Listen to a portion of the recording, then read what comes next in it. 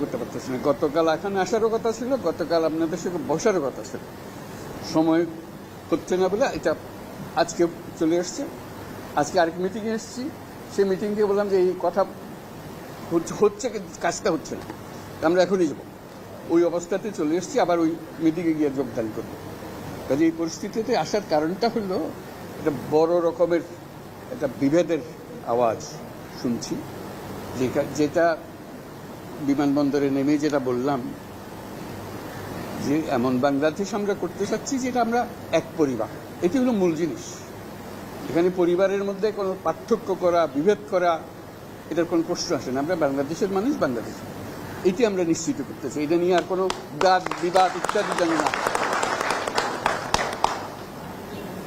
আমাদের গণতান্ত্রিক যে আকাঙ্ক্ষা, সেখানে আমরা বিবেচিত মুসলমান হিসেবে নয়, হিন্দু হিসেবে নয়, বৌদ্ধ হিসেবে নয়, মানুষ হিসেবে আমাদের অধিকারগুলো নিশ্চিত হোক। সমস্ত সমস্যার গোড়া হলো আমরা যত প্রাতিষ্ঠানিক আয়োজন এগুলো করেছি সব কিছু পচে গেছে, এই কারণে এই গোলমালগুলো হইতেছে।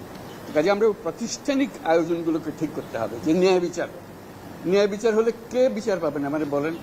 আমি কি দেখতেছি এটা কোন ধর্মের, কোন জাতের, কি এটা বলা আছে, আইনে বলা আছে? আমরা বিচার, এই সব সম্প্রদায় হলে ওইখানে ওই আদালতে যাবে, ওই সম্প্রদায় হলে ওই আদালতে, আইন একটা।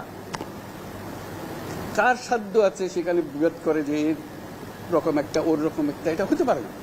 তা আমরা সেইখান থেকে, এটা এমন রোগ, মূলে যেতে হবে। আপনারা যদি বলেন যে আমাদেরকে এইভাবে সংখ্যালঘু হিসেবে এইটা হলো যে মূল সমস্যা থেকে আমরা দূরে সরে যাচ্ছি।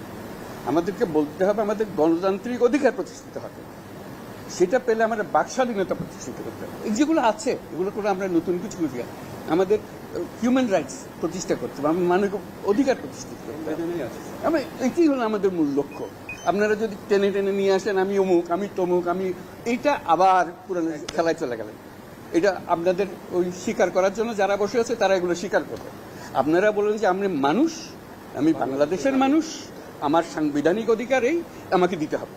সব সরকারের কাছে এটাই চাইবেন, আর কিচ্ছু চাইবেন না আপনারা।